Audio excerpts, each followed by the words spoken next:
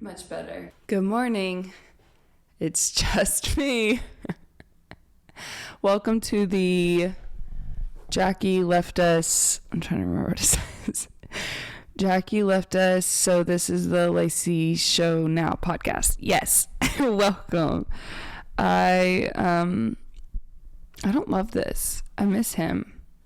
I miss him asking if we're live, asking if we're hot, or no, saying we're hot on the mic, and, all the cute little producer things that he would do for us every day. I miss him. He is, I honestly don't know where he is. He's like an hour flight somewhere in Turkey for a basketball game. So we can't be mad at him. He's off doing his job or whatever, but this is his job too, and I feel like it's rude, but I have to let it go. And isn't that marriage, just gotta let it go. But how am I, y'all ask? How am I, Jackie? Well, I'll tell you, I'm okay. I don't love sleeping by myself after the earthquake. I struggle even when he's here, but by myself now, I don't know. I'm just still working through some things. I kind of talked about it on my Insta story yesterday about this anxiety I've been feeling every time I go to lay down in bed. I didn't go into this detail, but that's what podcasts are for, so I'll just go into it a little bit. But when I lay down and close my eyes, first, our AC machine is so loud. It sounds like the whipping of the wind that was occurring when the earthquake happened. That's been triggering for me. Second, my body is still involuntarily moving, shaking. When it's not during the day anymore, but it's when I lay down to go to sleep. When I close my eyes, I feel this. And it's super trippy. So as soon as I'll start to doze off, there will be a noise, or my body will do that, and I will just jump up and start looking at the light fixtures to see if they're shaking. I run to wherever Jackie is, or if he's in the bed, whatever. I'm like, is everything moving? Am I okay? And I haven't figured out how to make that stop yet. And honestly, it had gotten better for a second, and then now it's kind of back to where it was. And I don't know why. I have a feeling it's because I've talked about it a little bit more in the last week or two than I was when we first moved back here. But I don't know. I guess the involuntary body movements were still occurring. I don't know. Anywho, so sleeping by myself is fine. It's just I don't have anyone to look at and be like, am I alive? is everything moving? Am I okay? Whatever. But the wives and girlfriends on this team have just been such a blessing, and they came over last night. We first we went and got sushi and walked around the mall a little bit just to get out of the house. And then we came back here to our apartment, and first we played Dutch Blitz, the card game. And then we watched Sisterhood of the Traveling Pants. And so they were over till midnight, which is why my eyes are so swollen. I'm an early bird girly. I like getting up in the morning. But if I stay up late, it's not fun getting up in the morning. My body still wakes me up. So I got up at 7:45, which to some of you may not be early at all, but for someone that doesn't have to go to a job, where that's early for your body to wake you up. So anyways, they were texting me last night, and they were just being so sweet, and if you need anything, or if you get scared or whatever, you can call, or we all live in the same building, so they're just come to my door, or I'll come up there and I'll sleep, I can sleep in your place or whatever. Just so kind, and I just really appreciate it. But what I was talking about on my story yesterday was pertaining to, do y'all hear these sirens, man? Makes me so sad. Anyways, was pertaining to this theme that I feel like God keeps bringing back around and around and around with me, since this anxiety has been starting up. And I'm like, obviously know like anxiety is a clinical term, depression a clinical term, like these things are clinical terms. I get it. So I never want to throw these things out lightly. It's just the only term that I know that matches the experience I'm having. And I don't even love the terms. I don't love the terms because I feel like our words are powerful, and I never want to speak over my life that I have something. Do you know what I mean? I have this, I am this, I don't want to do that.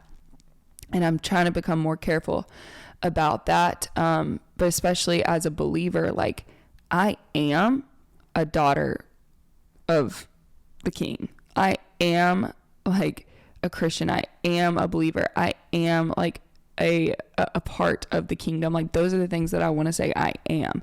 You know what I mean? And so I'm on a journey of becoming better about that, with how I speak over my life and whatnot. It's so hard. It is so hard because we get so willy-nilly with our speech. So back to where I was at. Where was I? Oh, the Insta story. Goodness gracious. Get there, Lacey. Hold on. I gotta take a sip of my coffee, which is not Starbucks this morning. It is, an instant coffee powder thing. This is how you know Jackie left, when I'm drinking the bad coffee. So I was just saying yesterday, I feel like the Lord keeps stamping like, hey, when I tell you, like, fear not, do not be afraid, do not be worried, do not be anxious, like I will protect you, like I am with you, like I will help you, I'm your refuge, like, will you believe me when I say that? That's what I feel like he's saying to me. He's like, sis, like, I don't lie. Like, these are promises. I don't lie. Like, do you believe me? If you believe I made you, if you believe I made this earth, if you believe in my son, if you believe in a true relationship with me, will you believe me when I say, don't worry?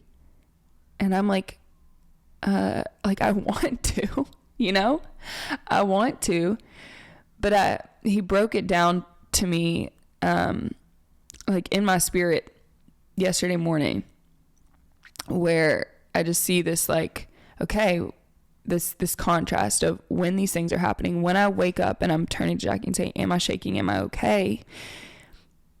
Why am I not going to God? Hey, am I okay? You have me, right? Like, why? And I know that obviously, yes, natural, like, human thing, you're going to turn to your spouse, whatever. The point is, what am I running to? Am I running with the anxious thoughts, with the chaotic, like, doubtful thoughts? Am I running to my phone to distract myself? Am I running to my husband to affirm me? Or am I running to God and the promises that he has always kept and will always keep to me? Like, what am I choosing? And that isn't to say that, like, just because I go to God, a natural disaster won't happen to me. That's not the case. It's the fact is, if it were to happen, still believing that he is with me. And if it was my time, it was my time.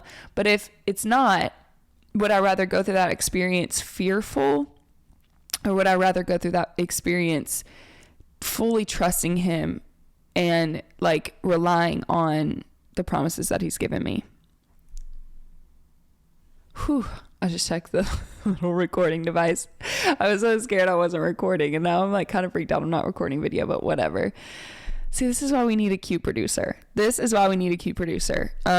didn't mean to get into all of that, but that's just kind of what's been going on with me. And I'm so grateful when God speaks to me. I mean, he's always speaking to me. Actually, I listened to a sermon yesterday. Havilah, I think it's Cunnington.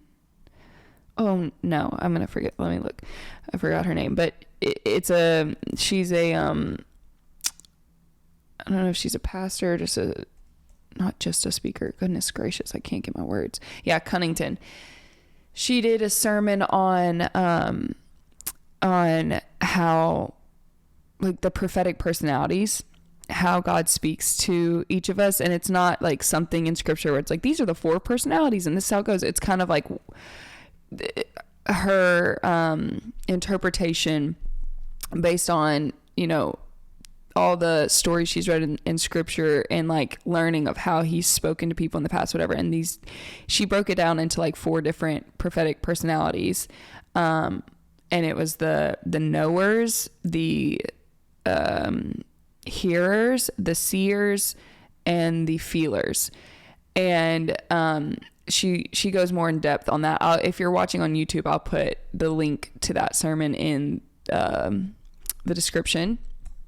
I think it's the description, right? Anyways, go check it out. It's only 20 minutes long and it's super powerful. I really love her. She's great. But anyways, she talks about how God's always talking. It's just kind of whether or not we have our volume turned up or we're clued into how he speaks to us. And it's just so cool because I'm learning how God speaks to me. And I do believe he's always speaking to me. I do believe he wants to be in constant relationship. I do believe he wants to be in every single part of my day. And yeah, so it's just really interesting. Go listen to it. I'm curious. If you listen, let me know what you think your like hearing from God personality is, your prophetic personality. She says like you can be bilingual. And I definitely feel like I'm bilingual. Like I honestly resonate with 3 of them. The feelers, the seers, and the hearers. I don't know as much about the hearer.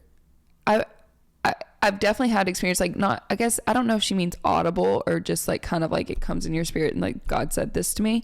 I do feel that sometimes, but I typically see it. Like when this happened yesterday with the contrast, like I see the contrast of, am I partnering with God on this or am I partnering with fear? And I see it that way. And I know God's saying that to me. You know what I mean?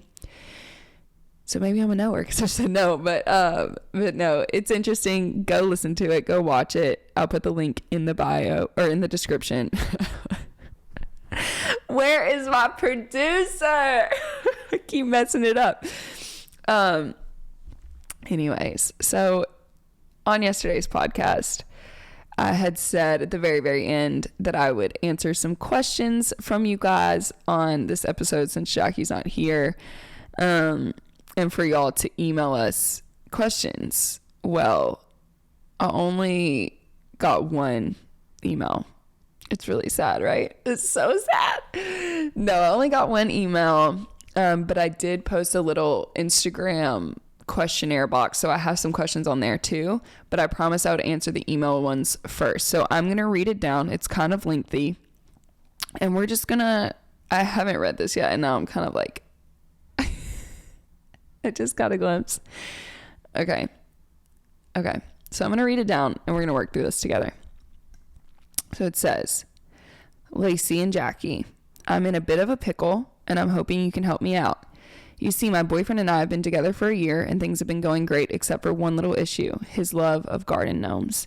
He's obsessed with them. He's got a collection of over 100 gnomes and he spends all of his free time tending to their miniature gardens and making them little hats and accessories. But here's where things get tricky. He's started insisting that I refer to him as the Gnome King during our intimate moments. He'll dress up in a pointy hat and red suspenders, and I'm supposed to play along as one of his loyal gnome subjects. I don't know what to do. I love him, but this gnome obsession is starting to get out of hand. I'm afraid that if I don't do something soon, I'll be forced to end things. Please help me. What should I do about my boyfriend's love of garden gnomes and his bizarre role-playing fantasies? Hold on, I gotta take a sip of my coffee.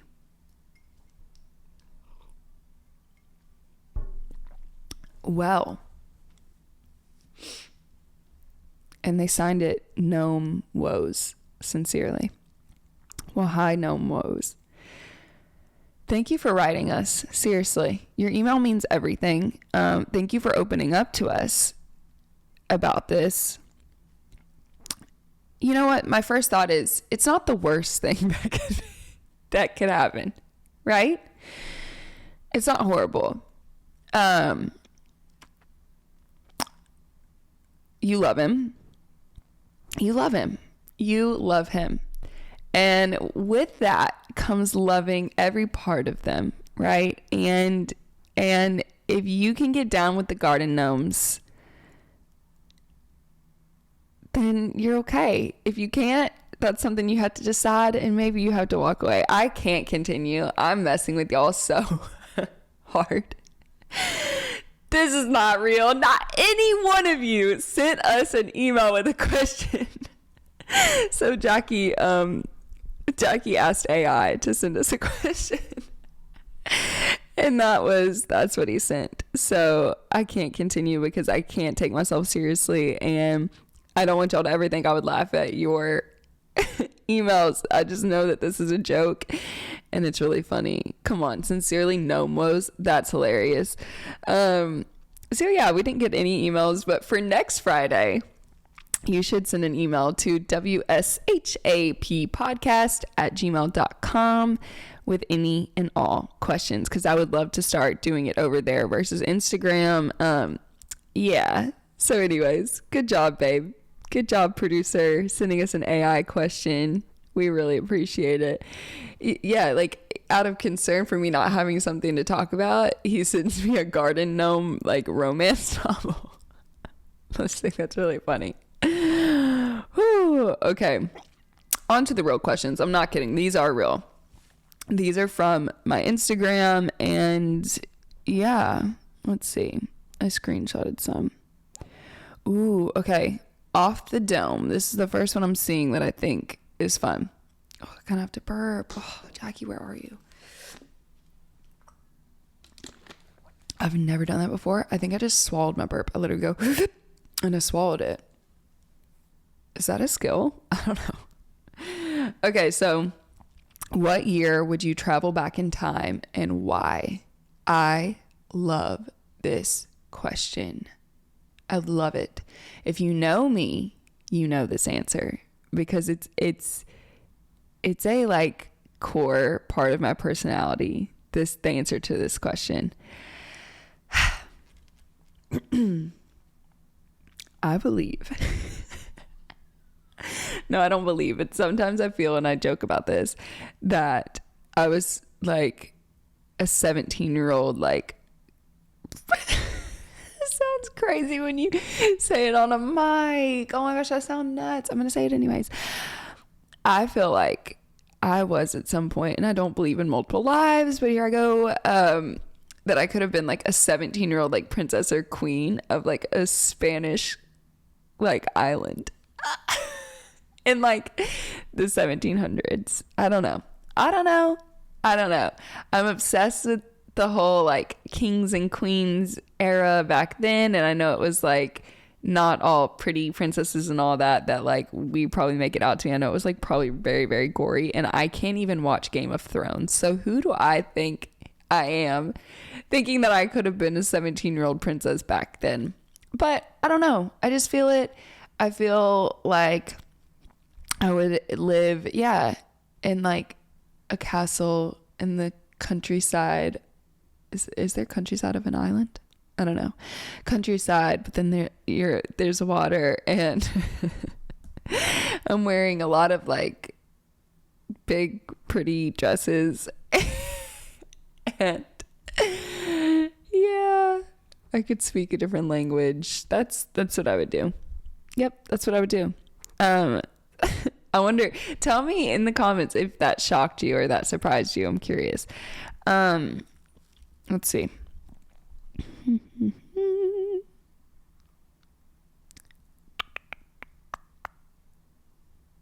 Oh, I like this question. Best tips for traveling solo to a new place. I like that. I travel solo quite a bit, honestly. Just since living in Turkey, I have flown to Amsterdam and Sweden by myself. And I think the number one thing I'm going to come from a female perspective. The number one thing is be aware. Like, be aware. Make sure you're like taking all precautions of like safety. So if that's making sure your parents have your location all the time, or your significant other, or a friend, or whoever, if you call an Uber, make sure you share the ride with multiple people, not just one person. Share the ride. I don't care if you're literally just going to a restaurant a mile down the road, do it. Like it's worth it. Do it. Also taking Uber versus cab, because it has something to track you with. Making sure that you don't share like where you're staying, what hotel and stuff on social media until you've left. Just being aware of your surroundings. If you're out and about walking, this and that, put your purse on the front of your body, not the back of your, or like if you're wearing a satchel and stuff, swing it around. If you have a backpack, I wear my backpack on the front of my body when I'm by myself, sometimes even when I'm with Jackie. But do that. Pick a hotel and stuff that you feel ultra safe at. And she might not have even been talking about safety, but I'm just going to go into this. If it costs 20 extra bucks, like, do it. It's worth your safety or whatever. Notice how I didn't say 50. I'm very cheap. But as far as like things to do and stuff, don't be afraid to go have a nice meal by yourself. Don't be afraid to go do the touristy things by yourself. Anything that you wanted to do, just do it. Confidently go do it. Go have the experience. Like, I'm all for it. I love having a meal to myself. Ooh, good tip. Bring a book with you everywhere you go. I carry a backpack when I travel, a little mini North Face, and it has a slot in the back, I think for like devices, but I would carry a book. And so anytime I'm in a car, anytime I'm at a restaurant, anytime, whatever, and instead of sitting there and scrolling because you're by yourself, I read a book. I also keep a deck of cards on me.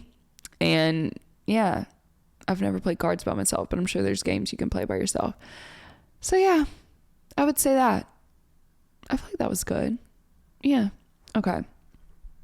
I'm only going to do like 2 more, because I'm not going to sit here and talk to myself for 45 minutes. No one wants to hear that.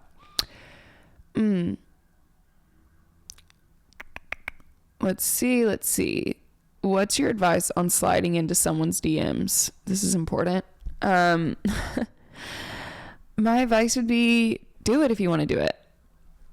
Yeah, do it.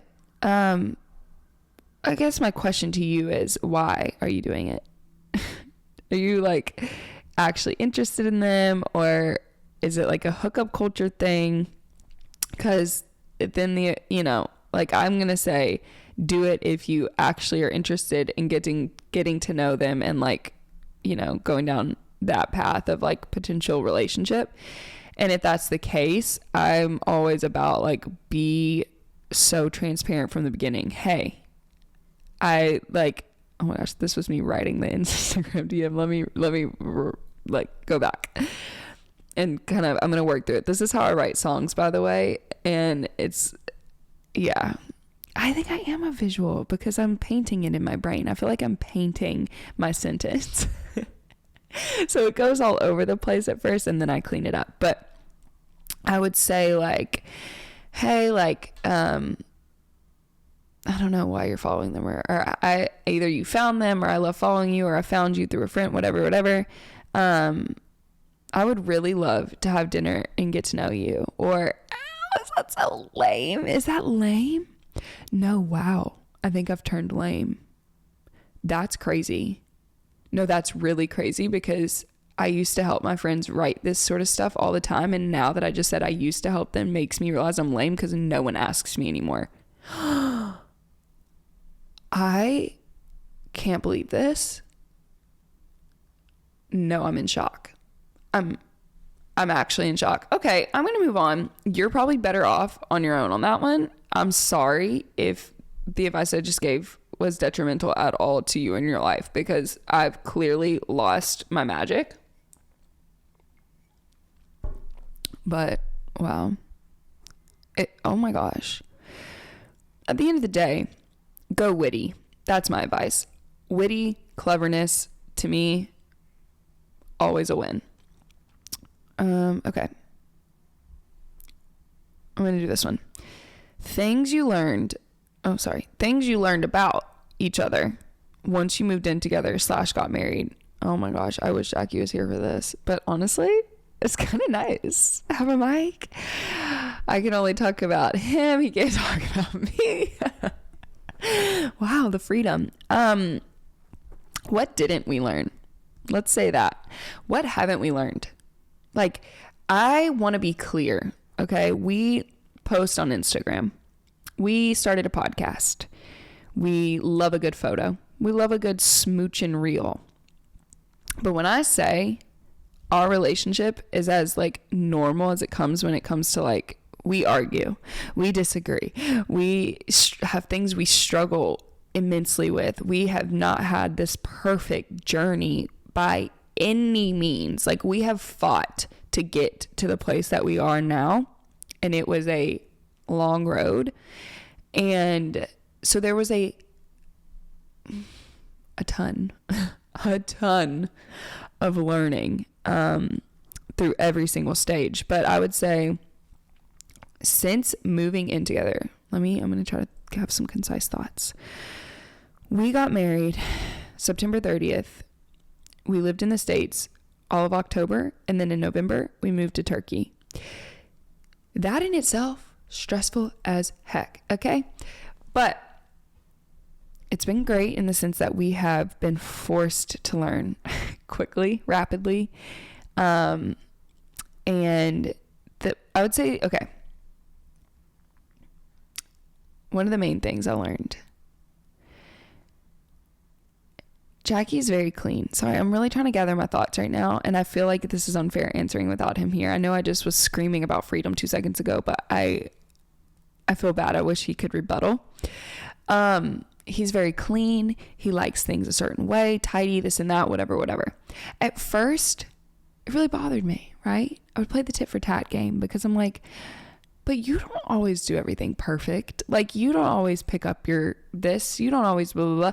Who do you think does this? Who do you think does that? Like, we played that game, okay? And I'm not going to lie, this just recently stopped. Like, we just recently figured out how to stop that crazy train because I wanted so bad to, like, I wanted him to be happy, obviously, but I wanted him to see my efforts. And what I learned is that I was putting an emphasis on things that didn't really matter to him, but mattered to me. And he was doing the same, vice versa. And now I'm learning how to put an emphasis and take care of and care for the things that matter to him. And he's doing it vice versa. And all of a sudden it feels like there's this balance. And it's not like these crazy things like, okay, I, had certain chores that I thought like meant a lot to him, whether it be, oh my gosh, now I'm literally blanking, like just the laundry or I don't even know, whatever. But what I realized was he cares more if sorry, if there's like food or like if I went to the grocery store, like he cares more about that. Like, does he have snacks when he gets, you know what I mean? I can let the laundry pile up for 2 weeks. He's not stressed about it. Like, he doesn't care, but if I go to the grocery store, did I remember the, snack that he loves or the drink that he needs before practice or whatever? And I get that.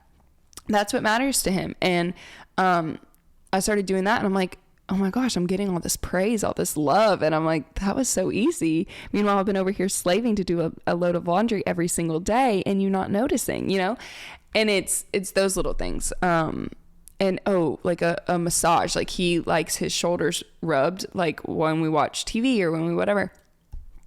And, one day he put it to me straight. He was like, getting my shoulders rubbed is like getting a hug. And I was like, oh my gosh, easy. I love getting a hug. I love giving you hugs, but I didn't know that doesn't carry the same weight as you or for you as like rubbing your shoulders. So I can do that. And it clicked for me. And so little things like that where I'm like, I want to connect with him. I want his needs to be met and vice versa. And I guess it's just been learning what those things are. 'Cause I think we didn't even know necessarily what they were in ourselves, you know, like we knew needs weren't being met, but we couldn't like articulate what those were at the time. It just felt, you know, you're just going through day-to-day life and you're like nitpicking certain things, or it could be, you know what I'm saying. You know what I'm saying. And then the other thing would be learning how to fight fair. Learning how to fight fair. I feel like we just made a breakthrough with this, like I said, in the last couple weeks, where I actually feel like we're not having like these slip ups and whatnot. Like I feel like we're disagreeing fairly. We're fighting fair. And I'm really grateful. I'm so grateful. Like, I'm just so grateful.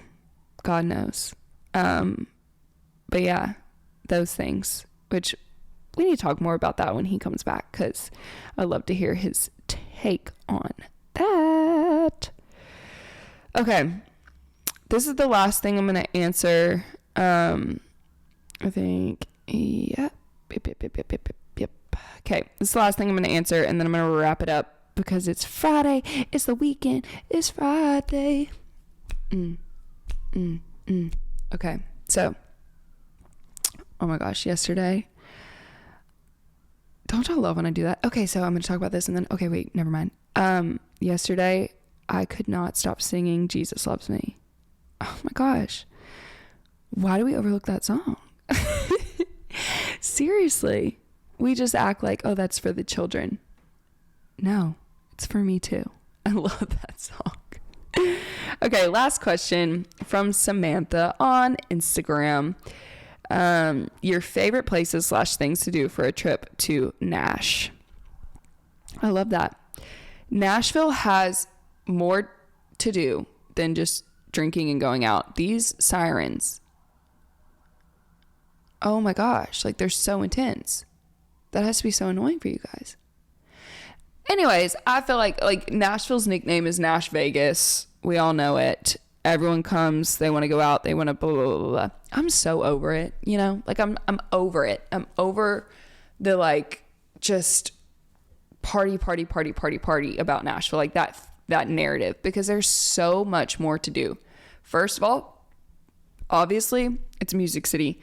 You can find somewhere. Oh man, these hiccup burps.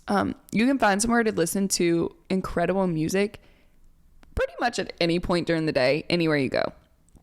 So look up shows that are happening the weekend that you're going to town. Like plan it out. Go to the Opry, go to the Ryman, see someone at Bridgestone, go to like I played at 1230 Club for 3 months, 5 nights a week. I was there, I was playing, and I think my music's good, you know? I think it was a good show. And so there's constantly like young artists playing, there's established artists playing. Like go check out a show and like do it not because you walked into a bar on Broadway and heard someone playing on the stage. Like they're amazing, they're dedicating their time as well, but I'm just saying like there's more to see. The Listening Room Cafe, like that's where songwriters go and they talk about their songs and then they sing them.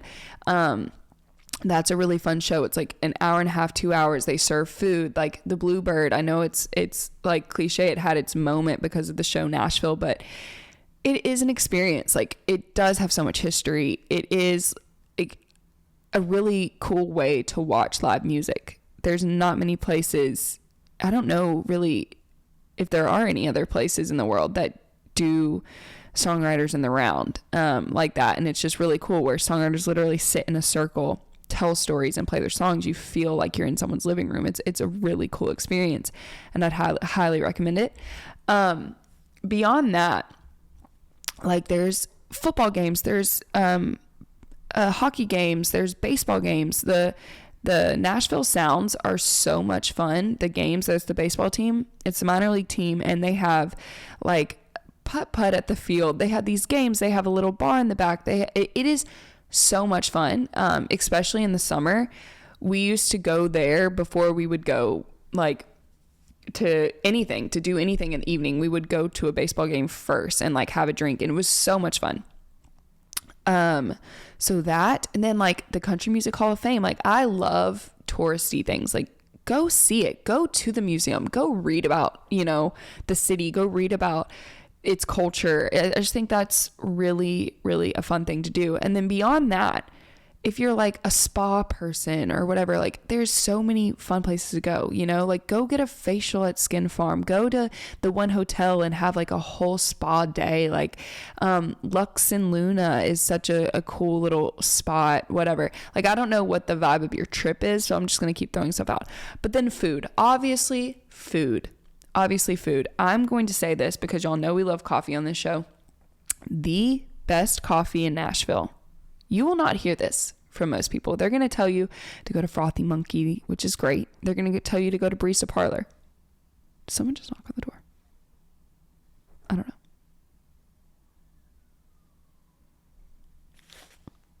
I can't tell.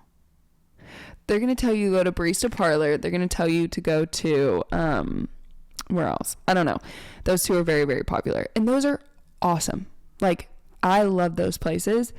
But my favorite coffee drink in Nashville is in the coffee shop below or at the bottom of the Thompson Hotel. I really need to learn the name of the stinking coffee shop. Like, I just don't know. I always just say the coffee shop at the Thompson Hotel. But it's teeny tiny. It's off the lobby. Order the Cuban latte iced with oat milk. I am telling y'all, it's my favorite drink in Nashville. I love the cups. I love the straw. It's blue. It's cute. I love the balance. It's so good. I literally am bouncing off the walls for 8 hours. Like, it is fabulous. So if you're staying in the Gulch, you can walk there. Like, it's such a walkable area. Kittenish is right there, which if you followed me for any time, I've worked for Kittenish for years. I've modeled for them.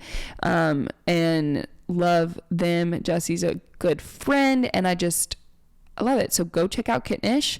And yeah, the restaurants and everything in that whole area are just so good. I wish I had a list right here in front of me. Actually, I might. Let me see. Because every time I get to talking about this, my brain goes, meow, meow, meow.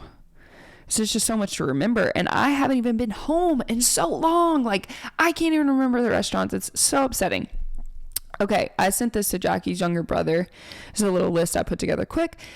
Jack Brown's Burger Joint. That is over in Germantown. It's my favorite burgers in Nashville. It is so good. Sorry, I'm trying to think if there's anything else touristy that I missed that you need to do. Google it. Give it a Google. Renting a pontoon boat on the lake is really fun. That's another one. Okay. Pinewood Social is so fun. It's bowling, but it's like really cool vintage looking bowling. And then they have a huge restaurant that's like super fun for brunch or dinners. Cane Prime is a classic. It's a really nice steakhouse. Virago is sushi, very nice sushi. LA Jackson is at the top of the Thompson Hotel. It's a beautiful view and for drinks and dinner. Church and Union is really popped off. It's fun. It's not like my favorite place ever, but anyways, if you want to go to dinner and then like it turns into a club, that's a good place. Okay, this is actually my secret place. I can't believe I'm saying this on a podcast, but since at the end of the podcast, I'll know who actually listens through or not if you go. This is my place. So it's called Barbara's and it's like 35 minutes outside of Nashville. Oh my gosh. Headed to Leaper's Fork, and it is an old house. Like, it honestly, like, you would pull up and you're like, oh, this doesn't feel. No, go in. It is so good. It is like a meat and three restaurant. The rolls are the best thing you'll ever have. You can't tell me otherwise. And sweet tea, like, I get the lemon poppy seed, like chicken casserole with like okra, and oh my gosh, it's just so good. You gotta go. And then Puckett's and Leaper's Fork is so cute. You can I think it's the original one, and you can walk up and down the little area. It's like when you pass Barbara's on the way there, it's like another 10 minutes into Leaper's Fork, but it's such a cute little area, and they have all these shops and you can get vintage things. It's really cute. 12 South, obviously, Bartaco, Edley's, Thistle Farms, guys, Thistle Farms. So Thistle Farms is one of my favorite places. It's a little cafe over on our side of town, so I go all of the time. I love it so much. So Thistle Farms actually has a mission behind the cafe. They have homes where they house like women that have gone through traumatic experiences in life, and to help them get back on their feet, to provide them protection, safety, housing. They have a house for them, but then also they have a business that they've built around this cafe where the women can come and work at the cafe. And then they also have like a warehouse factory, whatever, where they make like candles and just different like household things, soaps, scrubs, all that sort of stuff. And they sell them at the cafe, but it's just the coolest organization. They also have like a big room in the back of the cafe where they like, have speakers come and whatnot and talk to the women and stuff. I don't know. There's a lot behind it. So it's an amazing place to go eat. The food is great. But it's cool that, you know, you're a part of a bigger mission, and you can also donate, on their website to the women. So if you're looking for somewhere to donate, that's a good place. Thistle Farms. Lou is so good. OMG. So my nickname's Lou, so I'm obviously going to talk about it and like hype it up, but the food is so good. It's a little house in East Nashville. It's so cute. It's very small. There's not going to be a lot of space, so I would recommend getting a reservation. And the menu is small. It changes with the seasons, which I love that. I think it's so fun. And it's just cute. It's romantic. It's cozy. It feels like a Brooklyn spot to me. And then the last I'll say is Radish. I love Radish. It's easy. Oh, no. And then, yeah, I'll say one more. But Radish is easy. It's not like a sit-down place. Like, it's more, I don't know, quick. Like, it's a Chipotle on steroids. Like, it's better. It's way better. Way better. I don't even know why I said that. But Radish, and they have froyo. Love it. Last I'll say is 1230 Club. I spent a lot of time at 1230 Club when it opened. I'm a huge fan. I love the atmosphere and the food. It's so good. And they have great live music. So, and it's fancier. So dress up. That's a good night to go out with the girls, have a nice dinner, listen to beautiful music in a beautiful space. So I'm going to wrap it up there. I feel like I've been talking for 800 years, but thank you guys for being gentle with me on my first podcast since we rebranded to the Jackie Left Us. So this is the Lacey Show Now podcast. So we're really happy with the new title, the new energy, the new vibe. We kind of just had to discard the dead weight. You know what I mean? Anyways, no, I'm actually like dying. I need him to come back ASAP. I miss him so much. I'm needy. It's ridiculous. But yeah, I'm going to finish off my cold mediocre coffee and go have myself a Friday. And I hope you do as well. I love you guys. Thank y'all so much for listening and just giving us this space to be ourselves and just freely talk. It feels so good. I love y'all. God bless y'all. And we'll see y'all on Monday. Bye.